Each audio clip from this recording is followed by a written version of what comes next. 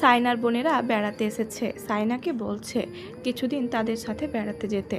সাইনা তা শুনে হ্যাঁ না কিছু বলল না। সাহিদা বেগম বললেন, ওকে এখন কিছু বলিস না, ওর যা ইচ্ছে তাই করুক, কেউ কিচ্ছু বলিস না। বেলা গড়াতে বাবুকে গোসল করিয়ে দিলেন সাহিদা বেগম। বেশি পানি দিয়ে ফেলছিল মাথার ওপর। সাইনা এসে বাবুকে কোলে নিয়ে গা মুছিয়ে দিতে দিতে বলল, এত পানি দিলেও বাঁচবে আম্মা? না পারলে কেন করতে যাও? আমি তো বলেছি কিছুক্ষণ পর আমি ওকে গোসল করিয়ে দেব, ঠান্ডা লেগে গেলে তখন আবার বলো দোষ আমার।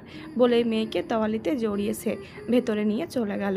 সাহিদা বেগম তার যাওয়ার পথে চেয়ে বললেন, বেলা পড়ে যাচ্ছে, আর সে নাকি কখন বাচ্চাটাকে গোসল করাবে। আজকের পর থেকে তোর মেয়ের কোনো কাজ আমি করব না, তুই করবি সব। বেশি করছি বলে মাথায় উঠে যাচ্ছে। যা না, শ্বশুর বাড়িতে চলে যা, বিয়ে দিয়েও আপদ নামেনি, কাজও করব, হম্বি তম্বিও সইব, পোড়া কপাল আমার।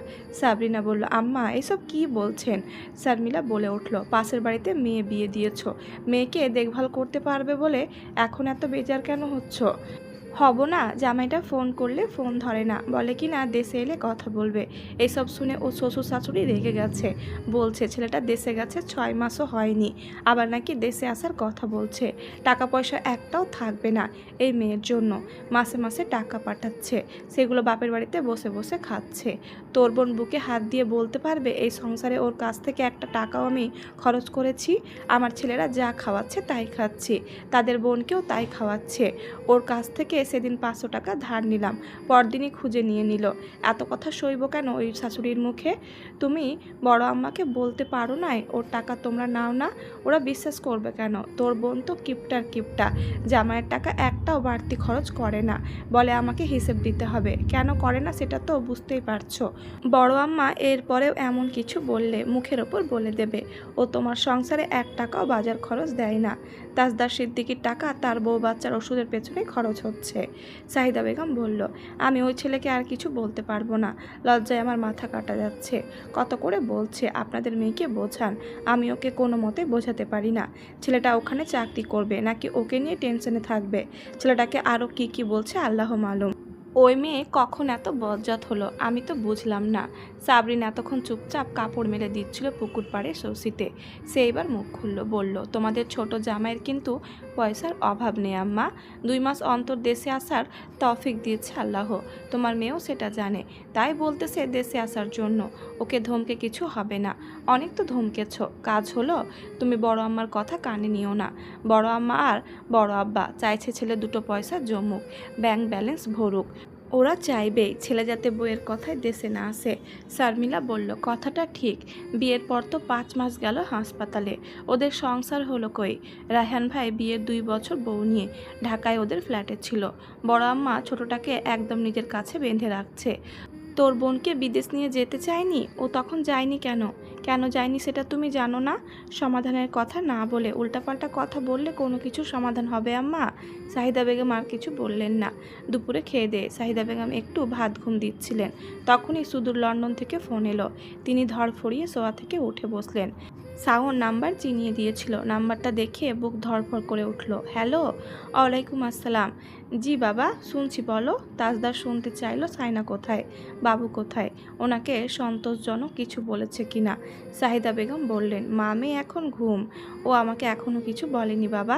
আমি তোমাকে কি বলবো বুঝতে পারছি না, ওর রাগ আমি ধরতে পারছি না।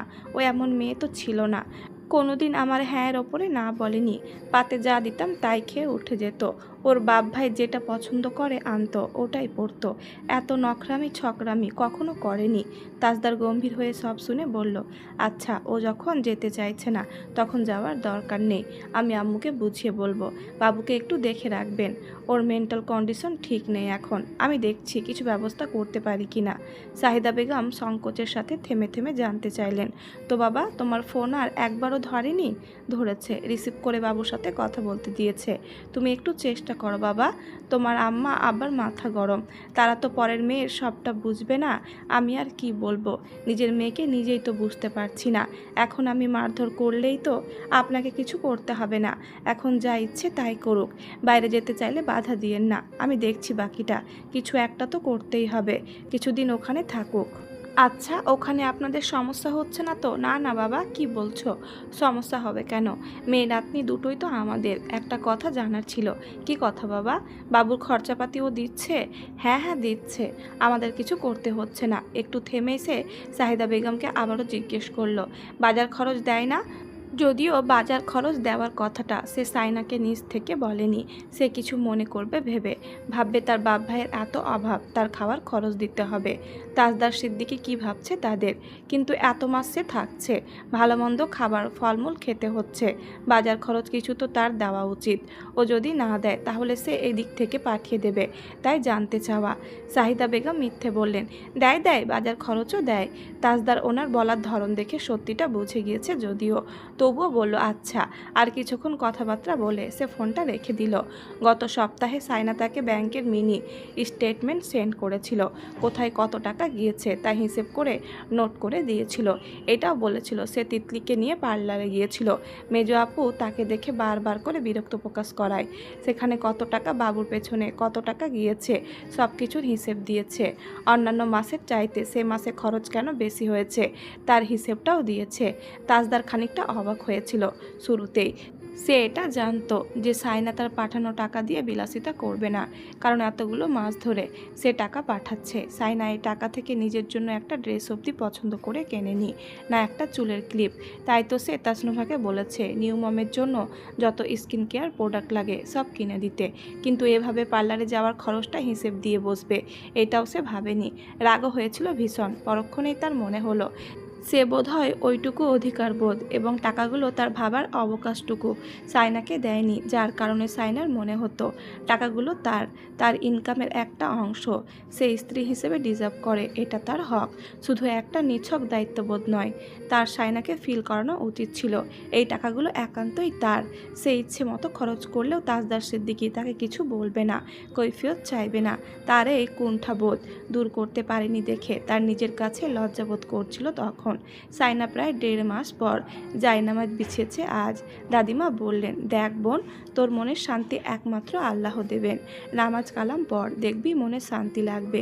1.5 মাস আগে সে ঠিকঠাকভাবে নামাজ পড়তে পারছিল না, সূরা মুখ দিয়ে আসছিলই না। নামাজের মধ্যে বারবার অমনোযোগী হয়ে পড়ছিল। যাবতীয় সব ভুলভাল চিন্তাভাবনা মাথায় কিলবিল করছিল নামাজে দাঁড়ালে।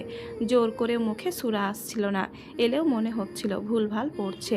আজ 1.5 মাস পরও তার অবস্থার উন্নতি হয়নি দেখে সে নিজেই জায়নামাজে বসে কান্নাকাটি জুড়ে দিল। তার অন্তর এতটা কলুষিত কখনো ছিল না, বরং তার অন্তর কতটা প্রশান্তি, কতটা ঐশ্বর্যতা ছিল সেখানে তা অপরওয়ালা ছাড়া কেউ জানে না। ধন দৌলত প্রাচুর্যের চাইতেও বেশি প্রশান্তি ছিল সেখানে। কারণ নুন খেলে গুণ গাইতে হয়, এটা সে ছোট থেকেই জানে, বিশ্বাস করে, পালনও করত। এতটা অকৃতজ্ঞ তো সে কোনোদিন ছিল না।